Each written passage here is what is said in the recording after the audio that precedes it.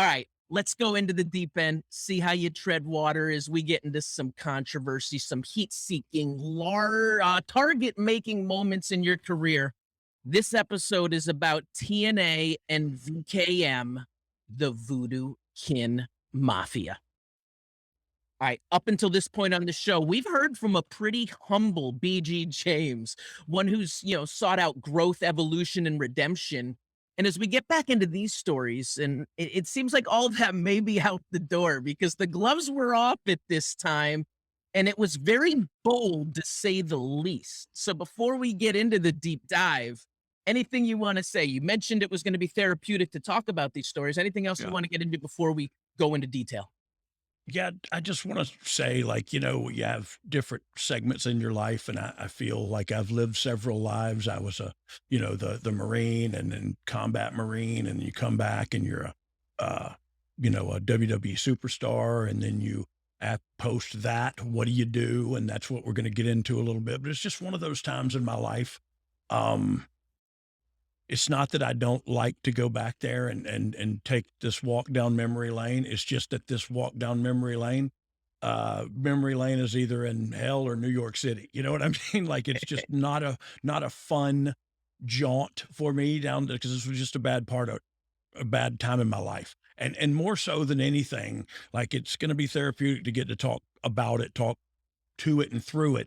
But I also, you know, talking about stuff helps. And that's what I've learned a lot about in the past decade through my sobriety is talking about things helps. So, in society, we're pushed, especially the guys are pushed to oh, be tough, suck it up. You don't have to ask for help. Well, that's a load of horse crap. And to be quite honest, quite the contrary, asking for help is a sign of strength, not weakness. So anyway, it's a bad part of my life. I want to talk about it. I want to talk through it. And I'm ready. So I hope you guys are. So Russo's in. When does the idea for VKM start to take shape? He kind of came in and he may have a different recollection of this, but he kind of came in with the idea, let's do something. Excuse me. He knew that we both were, and look, at the time, personally, uh, I had hard feelings against the company, against WWE. It was all of my own volition, and I never realized that until post WWE career, and sobriety kicking in. That I realized. I looked back and went like, "Oh God, what was I doing?" Um, so bong resin chair shot. This is what you remind me what I was talking about. Yeah, I mean, it's essentially Vince coming in and the Oh yeah, VKM angle come into place, coming to yeah, you with the yeah. I idea. think he brought that idea in there. I'm sorry, I started getting real, and when I get real, I get off track. um, but we were angry. Billy was angry. I was angry. Of course, we were both in active addiction as well. And I don't think Billy would mind you telling you that because we've both been sober for over 11 years now. So we're doing well. But look, we were both not good personally. We were doing what we could do professionally. Vince came in with an idea that we could sink our Teeth into a little bit. drug addled teeth into, you know what I mean? And we were making a payday. Uh, we weren't getting rich, but we were getting paid. And I had a dude down there that got me anything I wanted. And it was not a good scene. I still have anxieties about the Orlando airport. Um, so all of this, like I'm saying, all this was tragedy in my life. But professionally, like, hey, me and Billy are back together. Vince Russo, there he is. He was we all started this together. Let's see what we can do. In my head, knowing we're never you can't bottle the lightning again. You know what I mean? You can't do it again. But let's do what we can do and keep our lights on. So we got the initials VKM. Obviously, we know there's some shots, inherently in what you're doing. But what is the gimmick actually supposed to be?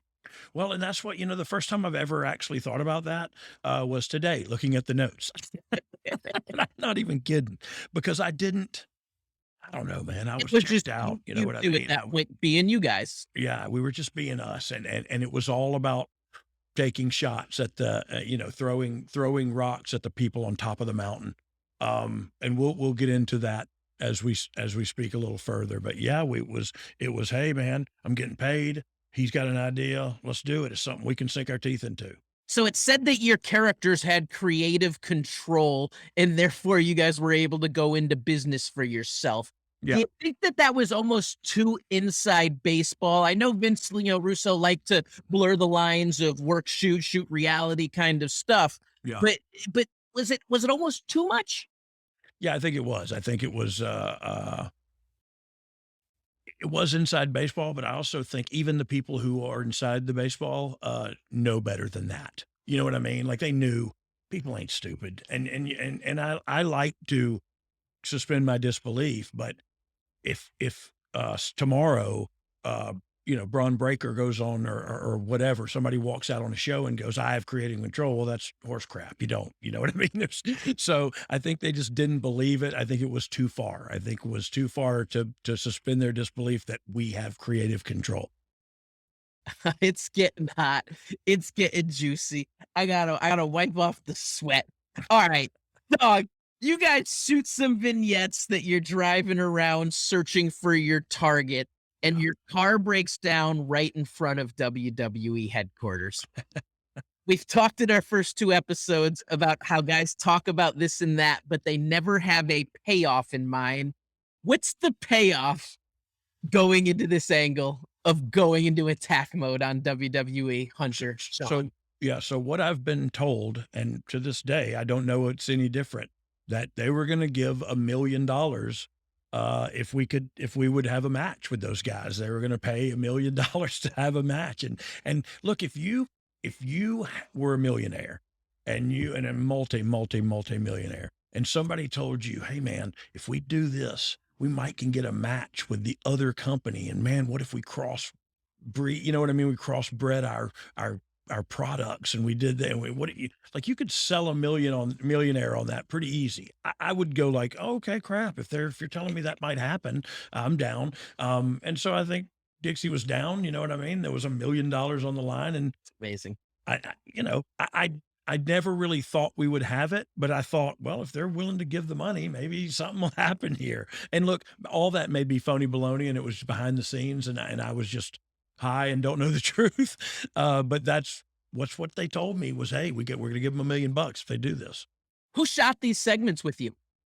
Was it Me and Brett? Billy and JB and Russo, Jeremy Borash and Vince Were Russo. were you guys just giving carte blanche on what you can do and they'd air it, or was Oh, there an actual game plan or yeah, yeah. Well, look, there was a game plan because we had Vince Russo with us, and but Jeremy Borash is very creative too. So just all of us four together coming up with different stupid things to do, and it's totally just slapstick comedy, you know what I mean? But it's fun to do that, and I feel like it's a pretty fun to watch it.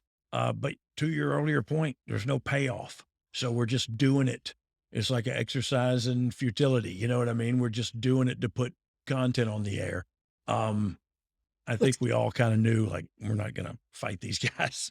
giving JB his flowers, as the kids say? Man, he has been involved in creating some Everything. groundbreaking, monumental, Yeah. The historic Hardy compound stuff. Undertaker's, Yeah, Undertaker, Boneyard AJ, Boneyard, yeah, I mean, all the matches, remember at the, uh we did those cinematic matches? yep, Like, he was the dude behind all that. JB is a genius, man, and absolutely. I don't wanna, forget, Jimmy Jack Funk either, you know what I mean? Jimmy Wong Long is my boy, and I saw him and JB at the live event or the live show that we did with Eric and Jeff, and Steve Regal out in Tremendous. Dallas. Yeah. I got to see him before that too. Great guys, talented individuals, and they always just make Talent. phenomenal stuff. Yeah. All right. Talented dudes. Did Jeff or did Jared or anyone in TNA come to you and kinda like, is this really what you wanna do?" Did you get someone to give the other side, or was this just, "We're all in and going for it"? Yeah, I think everybody was all in because look, it was just one of the little stories on the show that was going. So it was like I said earlier, maximize our strengths. What do we do good? We cut promos. Okay, that's pretty good. So because these two old guys can have a wrestling match or whatever, but that's what every other segment on the show is. Why don't we have a little? So I think creatively they were probably happy for like something to fill a segment on the show. Like, oh, this is okay. So, okay, so Here we go. You're gonna take it up another notch because you're gonna fire a shot in person, VG. Oh, Coming Lord, from the here we go. torch. I know you didn't read the sheets, but here, this is what the torch said. BG James, Kip James, Jeremy Borash, and Vince Russo visited a WWE house show last Friday in Knoxville, Tennessee. As fans were entering the arena, they goofed off, handed out flyers, and interviewed some fans. When one fan said they just bought a ticket and it was third row, BG interviewed him and made issues of the low ticket sales. TNA's website has a story that BG and Kip purchased tickets to the show and brought their cease and desist papers into the arena for Triple H to sign on behalf of DX. During that main event, Triple H waved at BG and Kip, but of course didn't sign the papers. BG encouraged DX to come to Orlando, Florida for a live event where Triple H could sign the papers in person. Said BG on TNA's website, unfortunately, our attempts to serve Levesque were unsuccessful. We also noticed many of the fans' attempts to stay awake during the main event were also unsuccessful. The good news is the fat, oily guy was nowhere to be seen. At least the great fans in this city of Knoxville, Tennessee were spared that suffering tonight.